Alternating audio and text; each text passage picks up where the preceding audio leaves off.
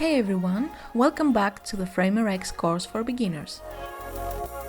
This time we're gonna be using the icons that we created in the previous tutorial to build a prototype for a Tasks app.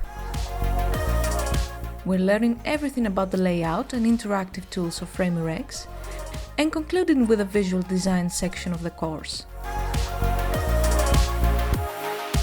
As you see, I already have an iPhone XS frame in place, along with the status bar and home button. If you don't know how I did that, I recommend watching the first episode of Framer X course. Click on the card on the right top to watch now, or do it later by finding it in the description. First of all, we are creating a palette for our design. In the previous lesson, we created our icons. Two of them need to be in color. If I double click on the check icon, I can change its color easily, since it's a single path stroke. I have prepared 3 colors to add by pasting the hex code in the colors panel and clicking the plus button to save them to my palette.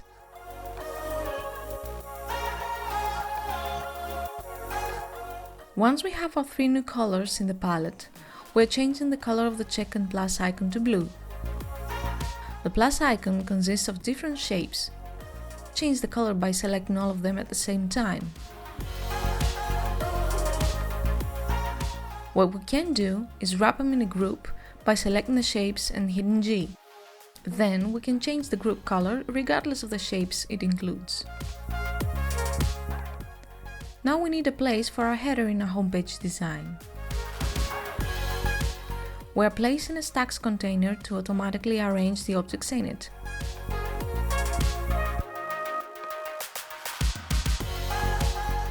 To create a circular user icon inside the stack, I'm gonna use a round and add an image as a fill.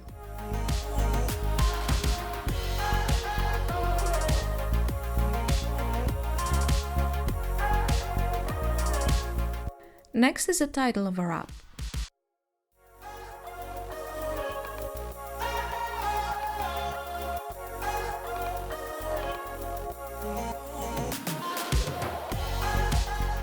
And finally, I'm gonna place a copy of our settings icon by clicking it, holding Option and dragging it to the stack. Let's take a look at the options of the stack. We can choose the vertical direction instead of horizontal.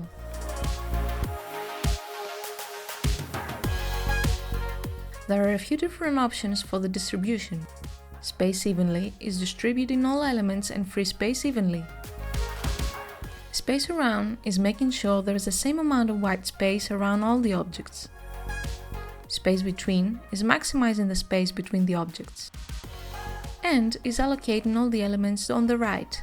Center and start do the same thing for center and left. We're going with space between. Next goes the vertical alignment. We can choose top, center or bottom.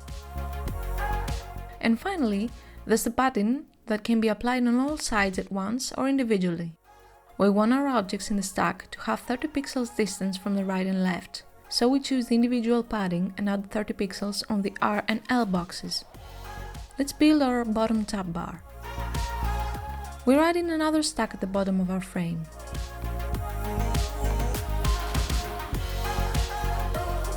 Then we can option drag our icons to create duplicates and place them in the stack.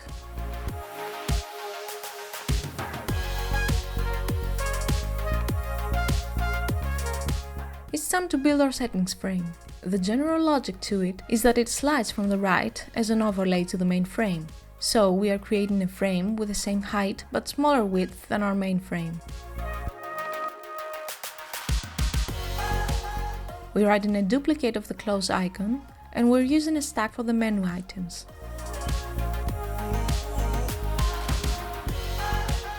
Let's have a look at how we handle the typography. For the title called Settings, we are choosing the bold font from the Properties panel.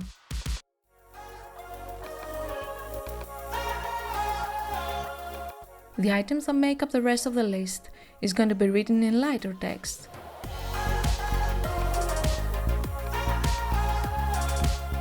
We also want them to be different in size to differentiate them even more.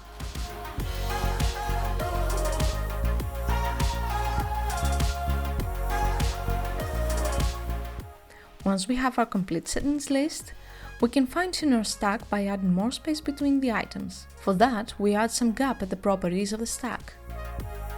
Of course, we want our settings icon to trigger the settings panel in our prototype. We choose the icon and add a link from the properties panel.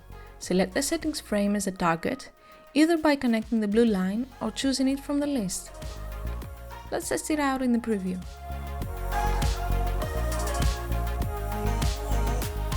If we tap on the settings icon, the settings panel slides from the right and creates a semi-transparent black backdrop. If we click on the backdrop, the panel slides back. This is the default behavior. As you can see, I did not set anything for our link, but I have a suspicion that FramerX can actually predict the best transition and direction for our design, same way it can predict layer hierarchy. Either way, we can change the properties and fine-tune them to best serve our needs. As an alternative, we have the push animation. This way, the settings panel pushes our main page to the left and takes up the whole width in our screen. The fact that our design didn't break is because Framer can predict the way our design will better perform when it is scaled, so we don't have to spend that much time to make it responsive. This is a huge topic, but we're going to learn all about designing responsive interfaces using FramerX in our next lessons. Another way to present our settings screen is to show it as a model.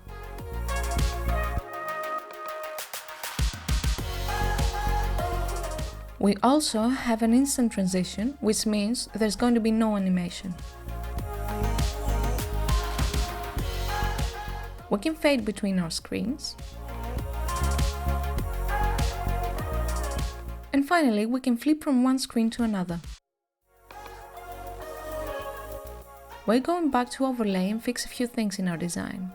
For most of our animations, we can change the direction of the movement from the properties. Left direction works for us.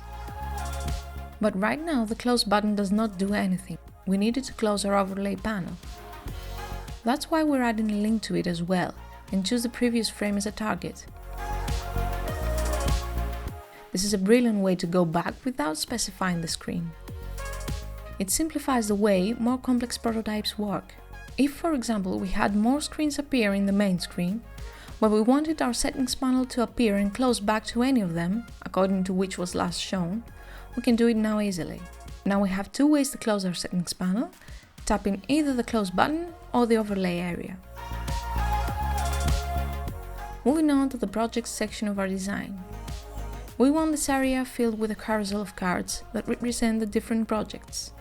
I'm creating a card with a radius of 25,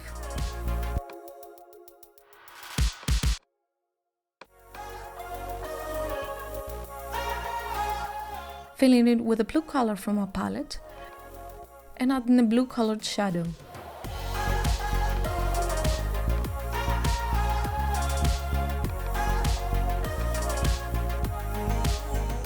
I'm adding a title and making sure the font style is heavy and the size is quite big.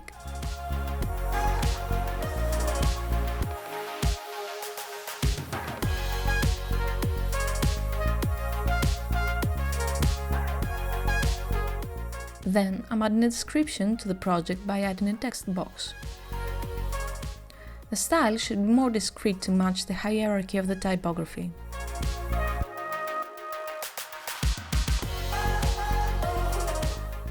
And I'm adding a completion status description as well. I need it to be different from other elements, so I'm adding some space between the letters. The indicator of our completion status is going to be a round frame that resembles a bar. I'm setting the opacity of this somehow low, so that we can add an opaque frame on top. You see me changing the responsive settings now. That's because I need to duplicate my layer and set the width to a smaller value, but I need its point of register to be on the right. Now that we have our project card, we're going to place it in our design in a way so that it resembles the first page of a carousel. This is where the page tool comes in handy. The page tool is essentially a frame that can have multiple children and has its own properties, just like the scroll tool. We can link our first child to the project card. I'm gonna change the width and height to auto, because by default it's stretching the content to fill the entire frame.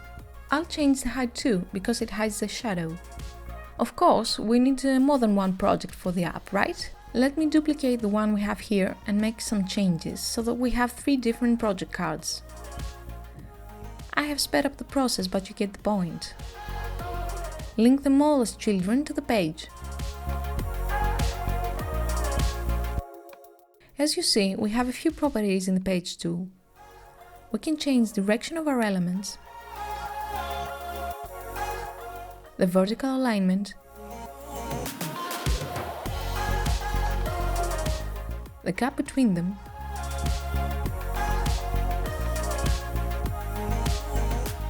the padding, which we're once again using separately for different sides. We can also set the starting child to be any of them. For the rest of the properties, we need to have a preview open to understand them better. In the default state, we can drag one child per swipe. If we turn on the momentum, we can drag multiple children at once if we swipe faster. Dragging needs to be on for this to work, so I'm leaving the setting alone. Now for the animation effect. None is not actually none, it's what we saw as the default behavior. Cover flow is mimicking macOS's cover flow feature.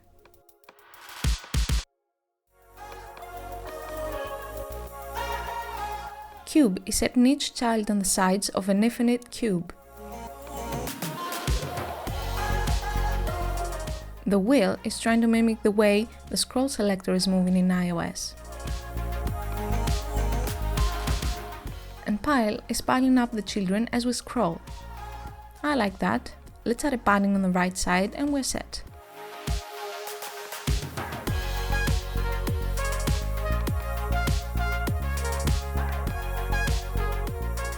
We have now reached the point where we make our to-do list. We need a title,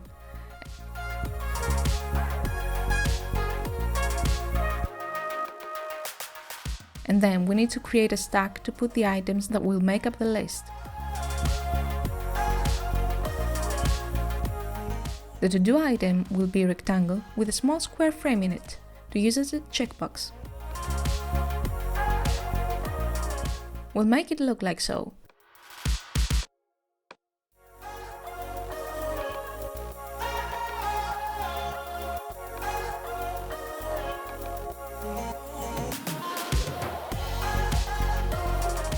And of course text, regular style, 18 pixel size. That's it, let's duplicate that. As you see, the duplication threw the second frame to the right. That's because the direction of the stack was vertical and we need it horizontal. I'm gonna change the second task's look so that we have a completed task design too. I'll grey out the text and drag a duplicate of my check icon over the checkbox.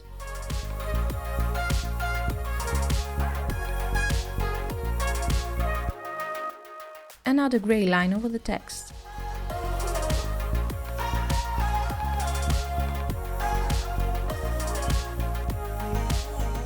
If we duplicate our lists item, we get a full list of tasks.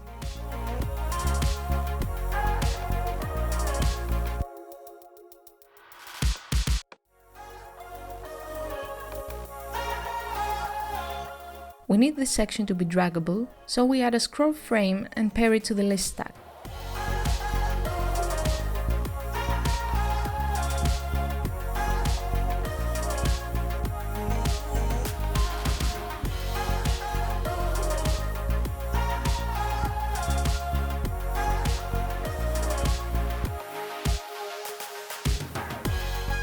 This is by itself a pretty good animated prototype, taking into account we did not use any code.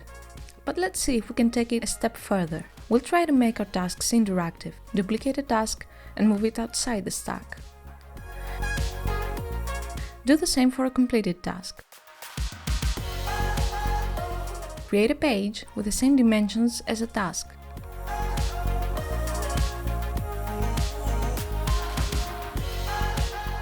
Then add the task as a child to the page.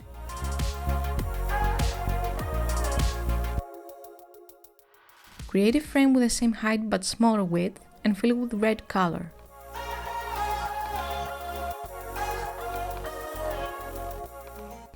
Add a text that reads delete. and drag a duplicate of the trash can icon in the red frame.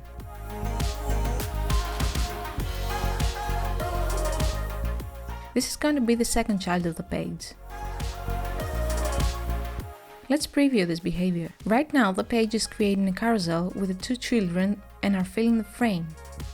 If we change the width to auto, we get a nice animation that resembles a drag left to delete micro interaction.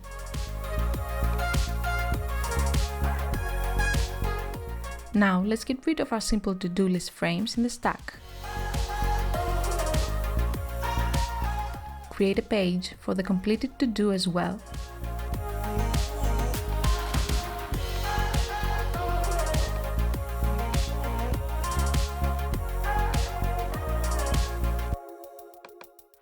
And populate the stack with the new interactive pages that contain the delete action.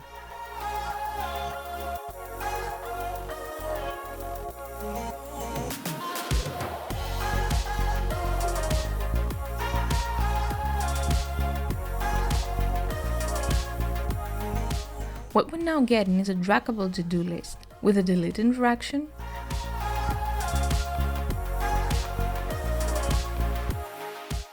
an interactive stack of project cards, and an animated settings panel. That's it! We created a fully animated prototype without touching code. In the next lesson, we're going to learn how to use design components to speed up our design process. If you want to follow the complete course, subscribe to the channel and feel free to post your comments below. Take care and see you in the next tutorial.